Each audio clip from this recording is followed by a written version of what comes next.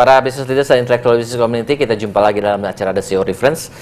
Kali ini kita lanjutkan episode kedua dari title Crafting Public Policy for Business, yang kita angkat artikel anchornya dari Government in Your Business dari Harvard Business Review bulan Juli Agustus tahun 2009. Dan bersama kita adalah Pak Frits Simanjuntak. Beliau adalah Presiden dari Raja Wali Foundation yang mensponsori kerjasama dengan Harvard Kennedy School of Government untuk meningkatkan public policy di Indonesia, dan juga Profesor Firmansyah. Beliau adalah Dekan dari Fakultas Ekonomi Universitas Indonesia, di mana Raja Wali Foundation juga bekerja sama dengan Fakultas Ekonomi Universitas Indonesia untuk program ini. Ya.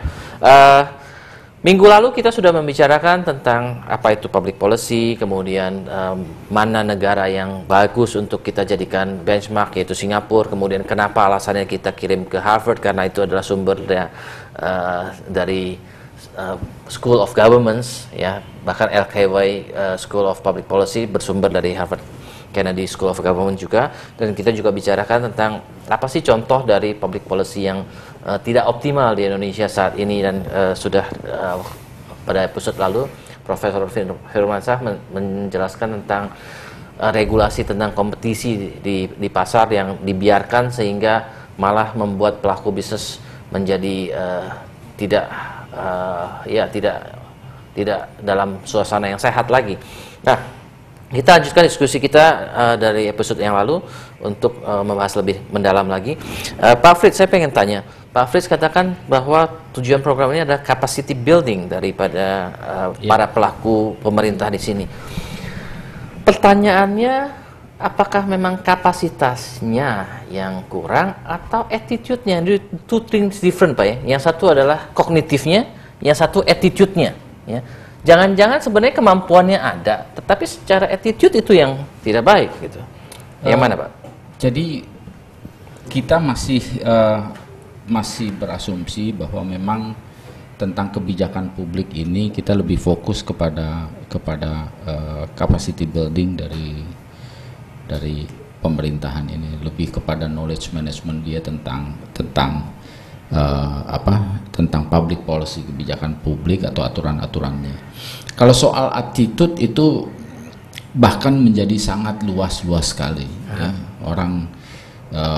Orang itu attitude atau sikapnya itu lebih banyak dipengaruhi juga oleh faktor eksternal. Tapi kalau tentang pengetahuan itu kita membangun kapasitas orang itu sendiri, gitu loh ya.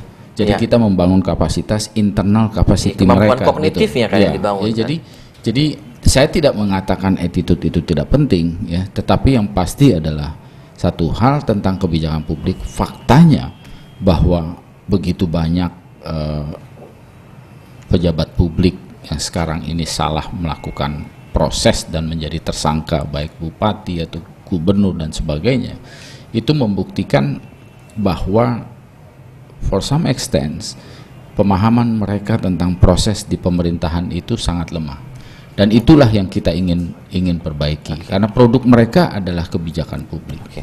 Nah, profilnya secara akademik kalau dilihat, nggak tahu ada surveinya atau tidak, ya, masalahnya lebih pada kapasitas orangnya, kapasitas personelnya, atau memang attitude-nya. Kalau kita ngomong attitude-nya, misalnya kita ngomong tata kota, misalnya udah dibuat perencanaannya, ya perencanaan, pelaksanaan beda lagi gitu kan, karena ada faktor attitude, ya. Lebih banyak yang mana persoalannya, lebih pada kemampuan kognitif atau karena attitude? Saya rasa dua-duanya, ada kognitif dan ada attitude.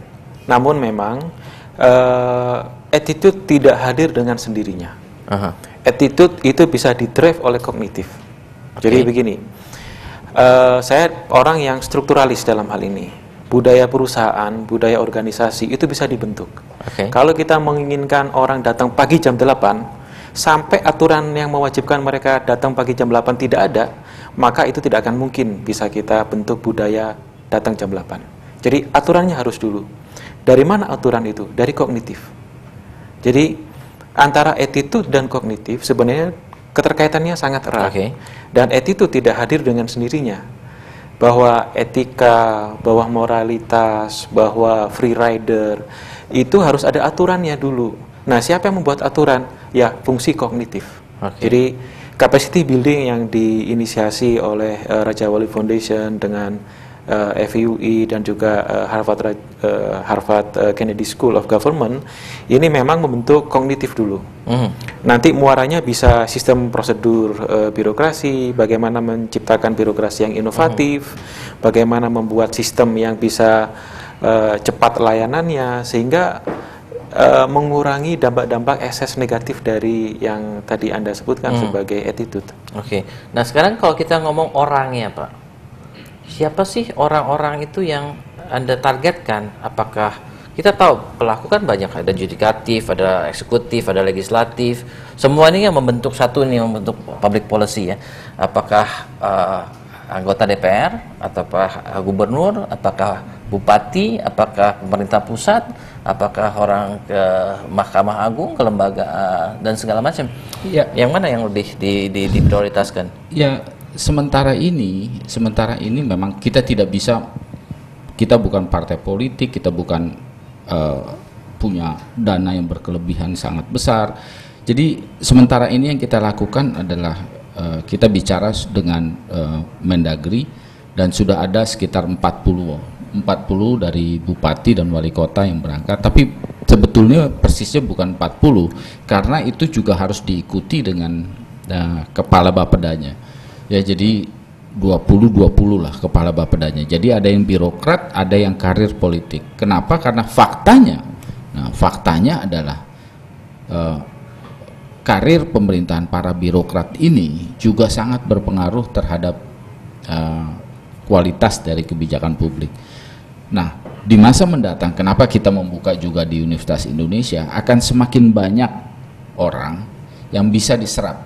Bahkan kader-kader politik silahkan kalau ingin mulai belajar tentang kebijakan publik, kita bisa ikuti. Memang itu kan terbuka ya. Luas, tapi prioritasnya Bapak ke siapa nih kalau kita ngomong? Sekarang ini ya ke bupati sama wali kota, karena itu adalah yang faktanya leader-leader yang banyak sekali membuat keputusan-keputusan di daerahnya. Kita tahu Kadin menyatakan ada sekitar 1.000 atau 2.000 kebijakan di Indonesia saling kontradiktif satu sama lain.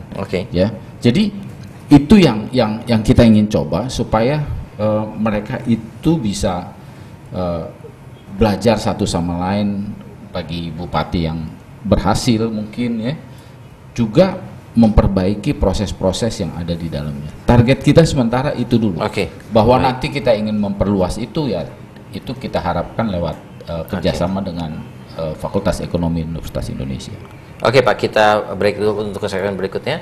Jadi buat para business leaders dan intellectual business community, buat Anda yang ingin berpartisipasi silakan SMS ke 0896 kali 788. Anda bisa bertanya ataupun memberikan komentar untuk program ini.